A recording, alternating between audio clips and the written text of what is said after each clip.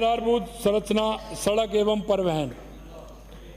माननीय सदस्यों ने 23 जुलाई 2024 को केंद्र सरकार के बजट में ग्रामीण सड़कों से संबंधित पीएमजीएसवाई प्रधानमंत्री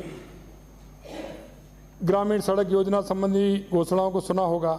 मैं माननीय सदन के माध्यम से पीएमजीएसवाई 40 के अंतर्गत प्रदेश के 2500 से अधिक ग्रामीण बसावटों को सड़क से जोड़ने का प्रावधान करने के लिए माननीय प्रधानमंत्री जी का और माननीय वित्त मंत्री जी का बहुत बहुत धन्यवाद देता हूँ।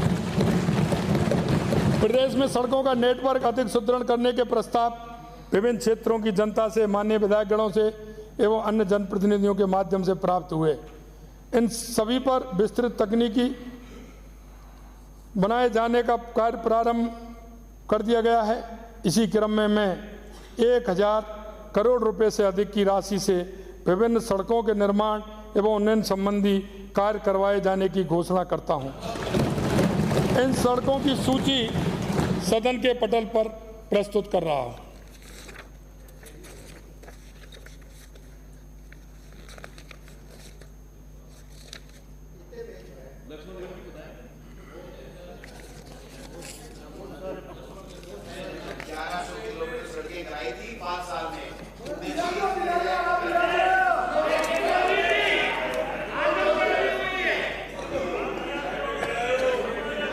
माननीय अध्यक्ष जी, ग्रामीण क्षेत्रों के निवासियों को भी शहरी क्षेत्रों के समकक्ष सुविधाएं प्राप्त हो सकें, इस हेतु हमारे द्वारा सतत रूप से प्रयास किए जाएंगे।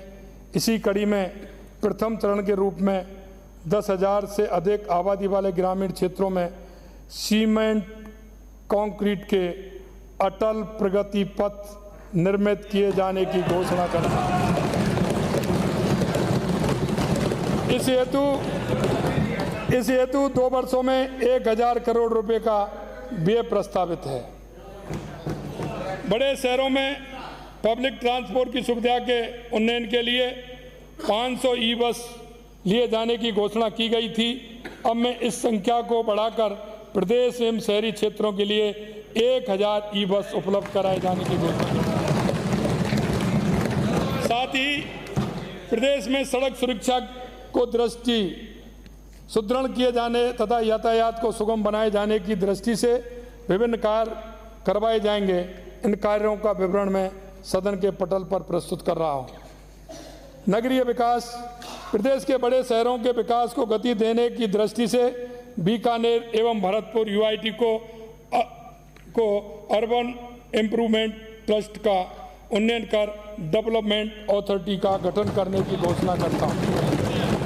साथ ही समस्त नगरीय निकायों में जन सुविधा के कार्य समयबद्ध एवं गुणवत्ता रूप से संपादित हों, इसलिए जिला स्तर पर जिला नगरीय आयुक्त, डिस्ट्रिक्ट म्युनिसिपल कमिश्नर भी नियुक्त किया जाना प्रस्तावित करता हूं। जयपुर के सौंदर्यीकरण के साथ ही वाटर कंजर्वेशन को बढ़ाने की दृष्टि से द्रव्यवती का विकास किए जाने के लिए नवीन योजना बनाकर कार्रवाई की जाना प्रस्तावित है। 10,000 से अधिक आबादी वाले कस्बों, आसपास के गांव को सम्मिलित करते हुए चरणबद्ध रूप से 100 क्लस्टरों में फीकल स्लज मैनेजमेंट के कार्य करवाए जाएंगे। प्रदेश में सीवरेज ड्रेनेज संबंधी विभिन्न कार्य करवाए जाएंगे। इन कार्यों की सूची भी मैं सदन के पटल पर रख रहा हूं। बालोत्रा एवं पाली ट्रीटेड वाटर को औद्योगिक इकाइयों तक पहुंचाने के लिए 43 किलोमीटर वाटर लाइन सिस्टम विकसित किया जाएगा। बनेड़ा, शाहपुर, गजसिंहपुर, श्रीगंगानगर, कनवास, सांगौद, कोटा एवं पोखरण, जैसलमेर में रोडवेज बस स्टैंड संबंधी कार्य कराए जाएंगे। पेयजल में प्रदेश में पेयजल सुविधा हेतु लगभग 540 करोड़ रुपए की लागत से विभिन्न कार्य करवाए जाएंगे। इन पेयजल कार्यों की सूची भी सदन के पटल पर रख रखा हूं। प्रदेशवासियों को उपलब्ध कराए जा रहे पेयजल की गुणवत्ता एवं स्वच्छता सुनिश्चित करने की दृष्टि से विभागीय टेस्टिंग लैब को राष्ट्रीय स्तर का बनाया जाकर NABL से मान्यता प्राप्त करने हेतु इस वर्ष लगभग 15 करोड़ 50 लाख रुपए का व्यय किया जाएगा। साथ ही water testing water testing samples को जियो टैगिंग कर ऑनलाइन किया जाएगा। माननीय अध्यक्ष जी, मैं माननीय सदस्यों को जानकर प्रसन्नता होगी कि हमारे द्वारा प्रदेश को ऊर्जा उत्पादन के क्षेत्र में आत्मनिर्भर बनाने की दिशा में 24 जुलाई 2024 को जैसलमेर के पोखरण में 400 मेगावाट सौर ऊर्जा का उत्पादन प्रारंभ कर डिस्कॉम को सस्ती बिजली मिलना प्रारंभ हो चुकी है। इस क्रम में शीघ्र ही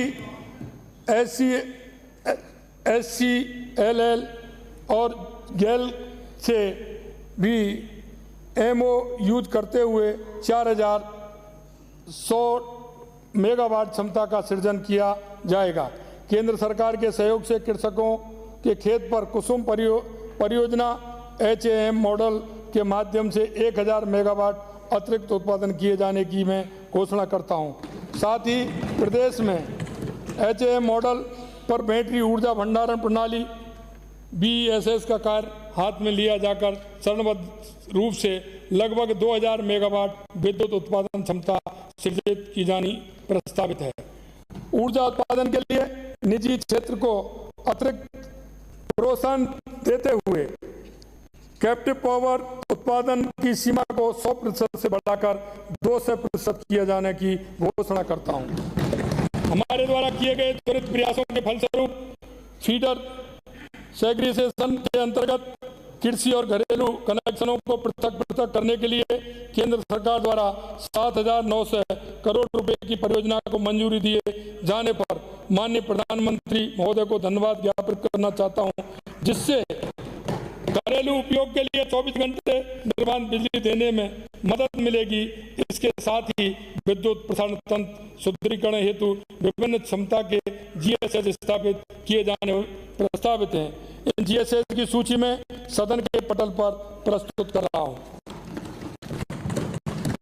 औद्योगिक विकास, युवा उद्यमियों को वित्तीय संबल के साथ रोजगार के नए अवसर उपलब्ध कराने तथा औद्योगिक विकास की गति को तेज करने के लिए युवा उद्यमिता प्रोत्साहन योजना के अंतर्गत 6% ब्याज पुनर्भरण हेतु ऋण की सीमा को बढ़ाकर 2 करोड़ रुपए किए जाने की घोषणा करता हूं। दस्तकारों को और अधिक संबल प्रदान करने के लिए PM विश्वकर्मा योजना के अंतर्गत कारपेंटर, मूर्तिकार, कुम्हार, राजमिस्त्री 18 ट्रेड के ऐसे दस्तकारों को उपलब्ध कराए जा रहे 5% की दर पर ऋण हेतु 2% अतिरिक्त ब्याज अनुदान दिए जाने की घोषणा करता हूं। इस वर्ष 1 लाख दस्तकारों को लाभान्वित कर 20 करोड़ रुपए का ब्याज अनुदान दिया जाएगा। खुशियारा, बारा व पंडेर, जहाजपुर, शाहपुरा में औद्योगिक पार्क एवं अजमेर में IT पार्क स्थापित किए जाना प्रस्तावित है। अप्रधान खनिज की प्रोसेसिंग से जुड़े हुए उद्योग एवं उद्यमियों को प्रोत्साहित करने के लिए उनके वार्षिक शुल्क को 25,000 रुपये से घटाकर 15,000 रुपये तथा ट्रांजिट पास हेतु निर्धारित शुल्क 10 रुपये प्रति ट्रांजिट को घटाकर 2 रुपये प्रति ट्रांजिट करने की घोषणा करता हूं।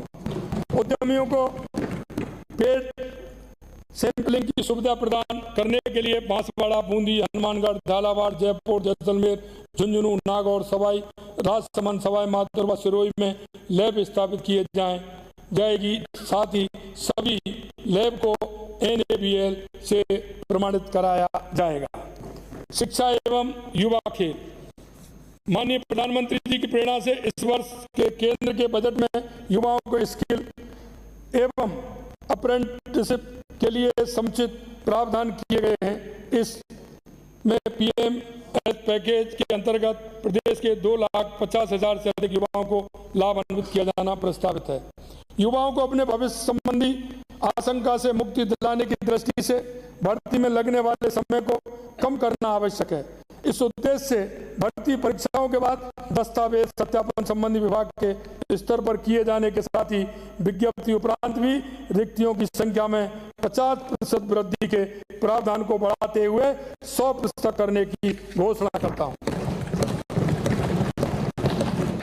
प्रदेश के युवाओं को सरकारी भर्तियों में अधिक अवसर प्राप्त हो सके इस हेतु CAT common eligibility test CAT के प्रावधान बदलते हुए क्वालिफिकेशन हेतु समस्त श्रेणियों के लिए न्यूनतम 40% अंक तथा अनुसूचित जाति व अनुसूचित जनजाति के लिए 35% अंक किए जाने की घोषणा करता हूं। साथ ही सरकारी कार्यालयों में एफिशिएंसी में सुधार के साथ ही ऐसे युवाओं जिनको शिक्षा के समुचित अवसर प्राप्त नहीं हुए उन्हें भी सरकारी नौकरी का अवसर देने की दृष्टि से वर्षों से अटकी हुई चतुर्थ श्रेणी की भर्ती नियमों का परिवर्तन किया जाकर भर्ती की जाएगी। युवाओं को समस्त आवश्यकताओं को यथा बेरोजगार युवाओं के पंजीयन, रोजगार मेलों के आयोजन, एक्सपोजर विजिट हेतु आवेदन एवं मुख्यमंत्री युवा सम्बल योजना के संचालन आदि की दृष्टि से वन स्टॉप सॉल्यूशन के रूप में employment exchange management system EEMS 2.0 portal तैयार किया जाना प्रस्तावित है। प्रदेश में शिक्षा के विस्तार की दृष्टि से नवीन महाविद्यालय, पॉलिटेक्निक महाविद्यालय, संकाय विषय शुरू किए जाने, महाविद्यालयों का क्रियान्वयन, विद्यार्थियों को की आवासीय सुविधा संबंधी विभिन्न कार्य किए जाने प्रस्तावित हैं, जिनका विवरण मैं सदन के पटल पर रख रहा हूं।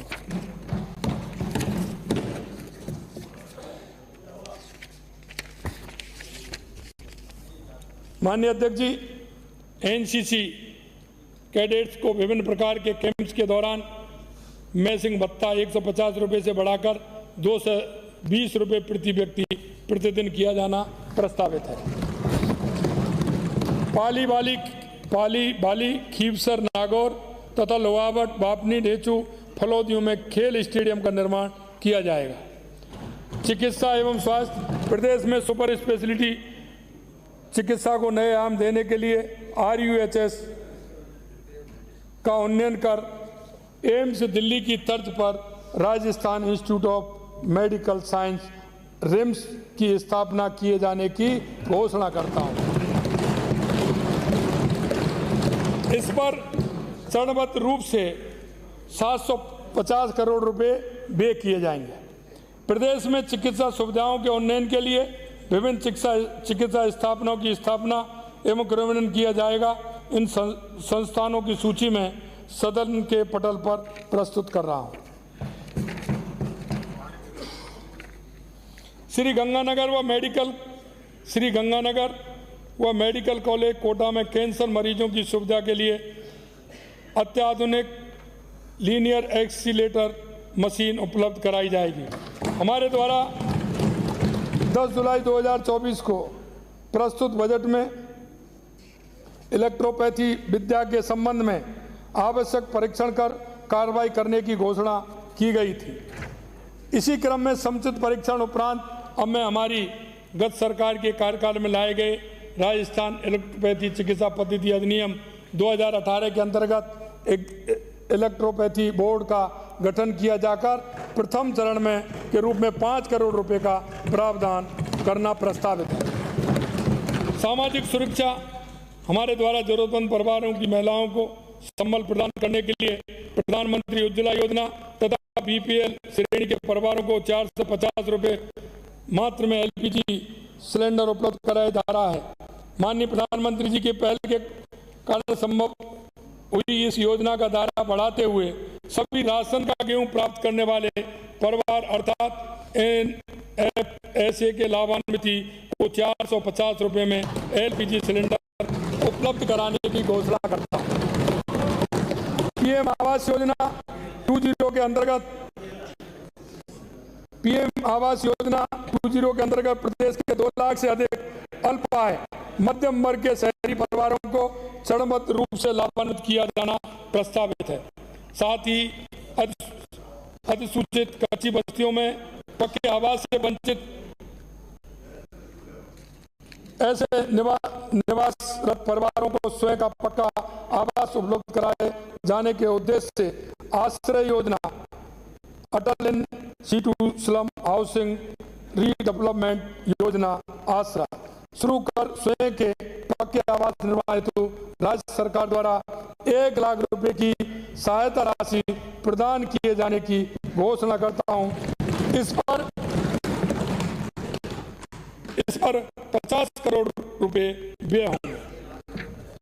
पर्यटन एवं कला संस्कृति, प्रदेशवासियों की आस्था के केंद्रों तथा पैनोरमा बावड़ियों के विकास कार्य करवाए जाने प्रस्तावित हैं, जिनका विवरण मैं सदन की पटल पर प्रस्तुत कर रहा हूं। राजस्थान के साहित्य विशेषकर राजस्थानी साहित्य की पहचान को और आगे ले जाने की दृष्टि से हर वर्ष विजयजान देता साहित्य उत्सव मनाए जाने की घोषणा भी करता हूं।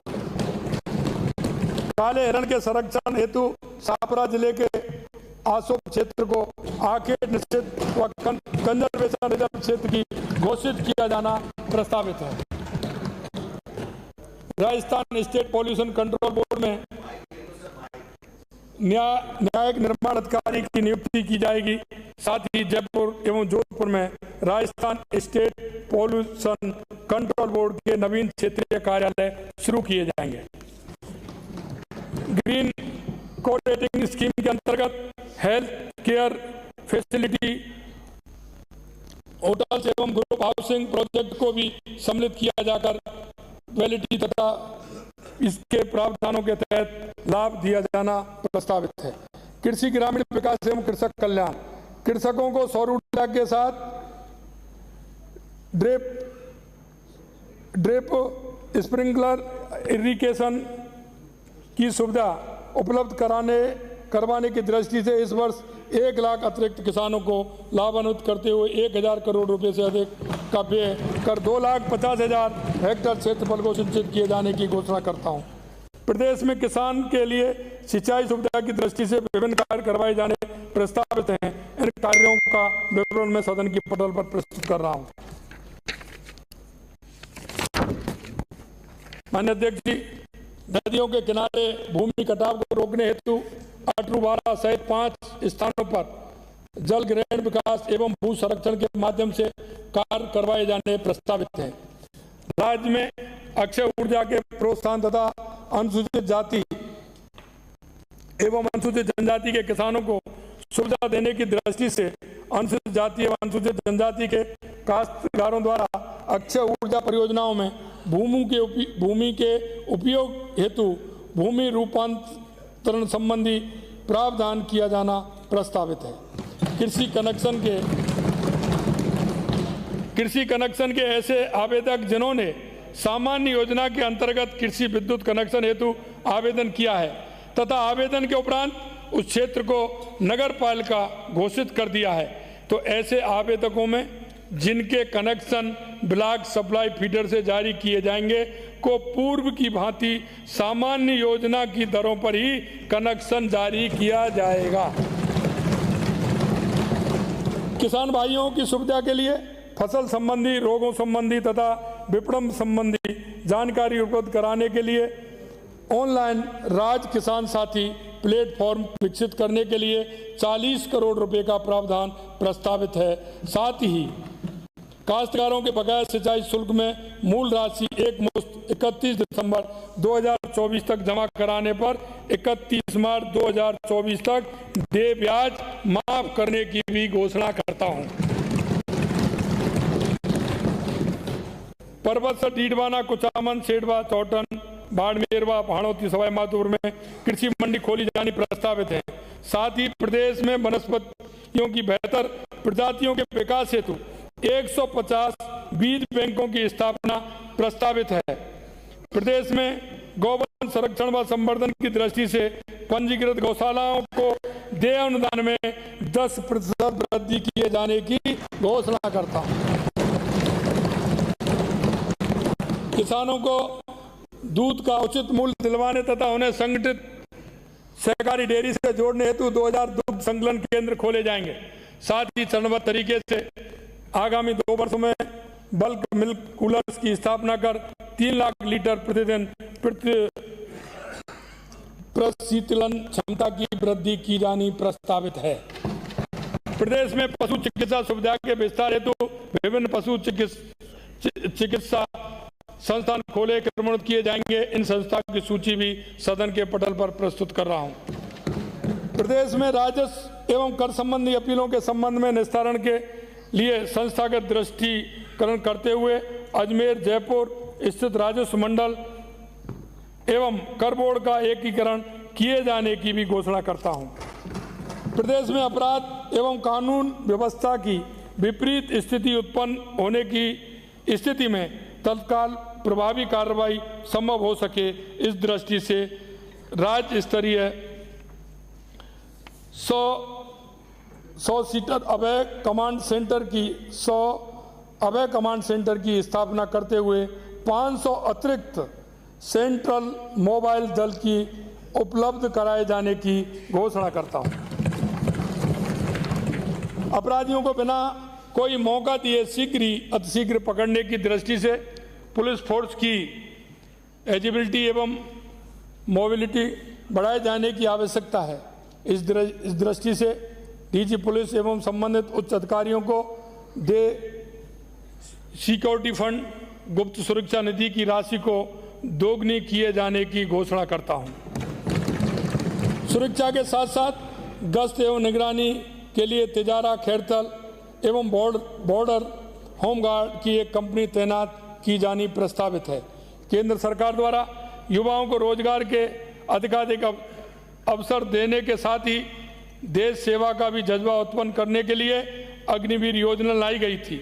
साथ ही इन अग्निवीर युवाओं के भविष्य को सुरक्षित करने की दृष्टि से केंद्रीय सशस्त्र बलों में इनकी नियुक्ति की भी व्यवस्था की गई है। इसी तर्ज पर प्रदेश में इन अग्निवीर युवाओं को पुलिस, आरएसी, जेल प्रहरी, वन रक्षक नियुक्ति दिए जाने का प्रावधान की घोषणा करता हूं।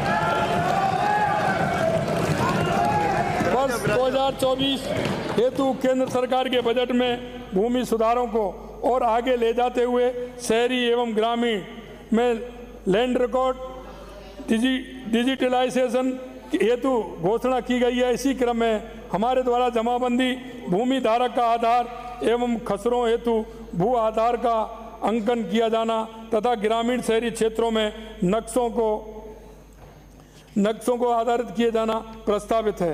पंजीयन कार्य में गत वर्षों में वृद्धि होने के बाद भी वर्ष 2008 से डीड राइटर्स को भर्ती नहीं हुई है एवं पंजीयन कार्य को समयबद्ध रूप से आमजन को राहत देने के साथ ही युवाओं को अतिरिक्त जीविकोपार्जन के अवसर उपलब्ध कराने की दृष्टि से मैं नियमों का सरलीकरण करते हुए डीड राइटर की संख्या दुगनी कर 5000 किए जाने की घोषणा करता हूं। प्रदेश में उपभोक्ताओं के हितों के संरक्षण की दृष्टि से बाट व माप से संबंधित व्यवस्था सुदृढ़ करते हुए नवीन आईटी प्लेटफॉर्म की स्थापना तथा मोबाइल ऐप की सुविधा दिया जाना प्रस्तावित है। प्रदेश में प्रशासनिक कार्यों में सूचना प्रौद्योगिकी के बढ़ते उपयोग के कारण साइबर सिक्योरिटी का महत्व लगातार बढ़ता जा रहा है। ऐसी स्थिति में प्रदेश में साइबर सुरक्षा की दृष्टि से विभिन्न कदम उठाए जाएंगे। इनका विवरण मैं सदन की पटल पर प्रस्तुत कर रहा हूं। क्षेत्रीय कार्यालय के कवरेज के उन्नयन के लिए विभिन्न प्रशासन, पुलिस इकाइयों और न्यायालयों की स्थापना क्रमोन्नत किया जाएगा। इसकी सूची भी सदन पर पटल पर प्रस्तुत कर रहा हूं।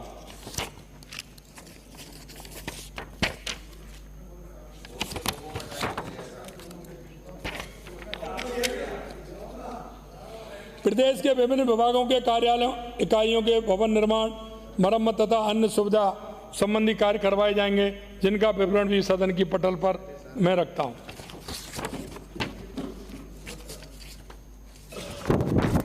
माननीय अध्यक्ष जी, गत सरकार द्वारा गठित कर्मचारी वेतन विसंगति परीक्षण समिति की रिपोर्ट आज भी परीक्षणाधीन है। अब मैं इस समिति की वेतन विसंगति संबंधी से सभी सिफारिशों को 1 सितंबर 2024 से लागू करने की घोषणा करता हूं।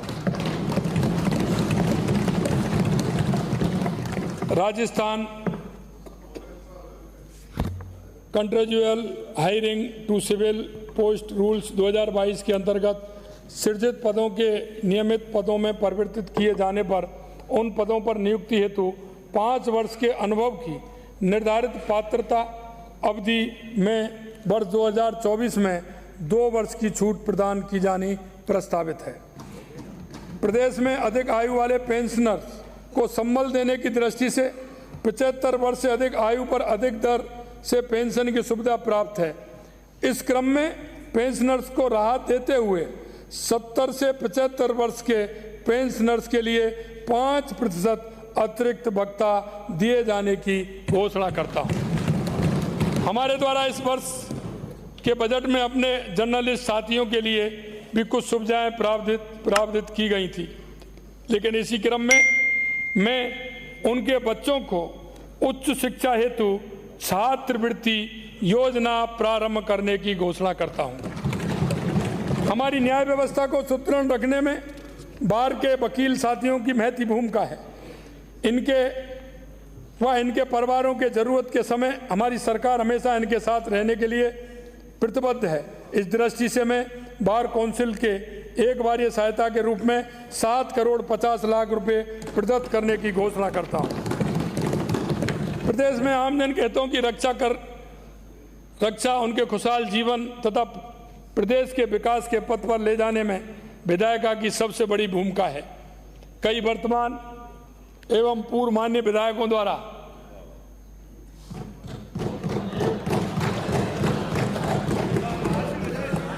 अब चेहरे में रौनक आई है। मैं आपका ही इशारा देख रहा था। सबसे वरिष्ठ बड़ी भूमिका है। कई वर्तमान एवं पूर्व माननीय विधायकों द्वारा मेरे समक्ष वेतन व वेतन संबंधी समस्या एवं सुझाव लाए गए। इस क्रम में मैं माननीय विधायक गणों को प्राप्त होने वाले वेतन तथा पेंशन में प्रति वर्ष स्वतः वृद्धि के प्रावधान जोड़े जाने की घोषणा करता हूं।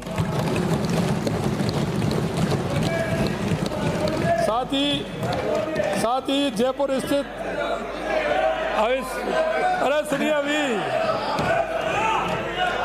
और भी मान्य और भी कुछ घोषणाएं हो रही हैं।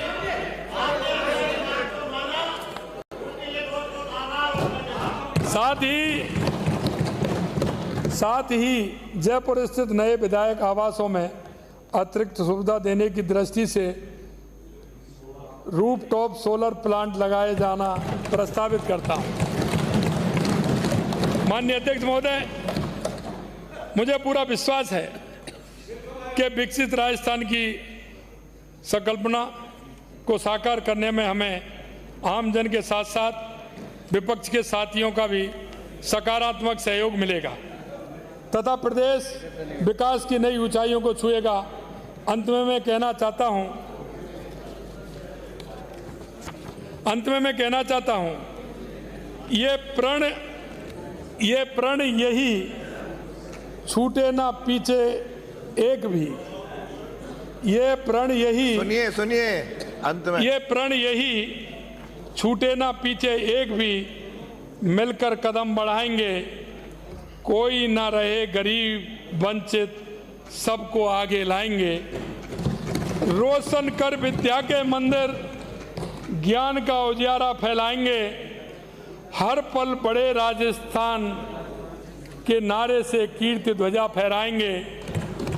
खेत खलियान लहराकर धरा पुत्र की बढ़ाएं मुस्कान। सपने हो साकार सभी के, सबका हो सम्मान। देश नहीं दुनिया में भी अद्वितीय बनेगा राजस्थान। हर बच्चा हर जन बोलेगा जय जय राजस्थान, जय जय राजस्थान। आप सभी को बहुत बहुत धन्यवाद। माननीय अध्यक्ष जी, बहुत बहुत धन्यवाद।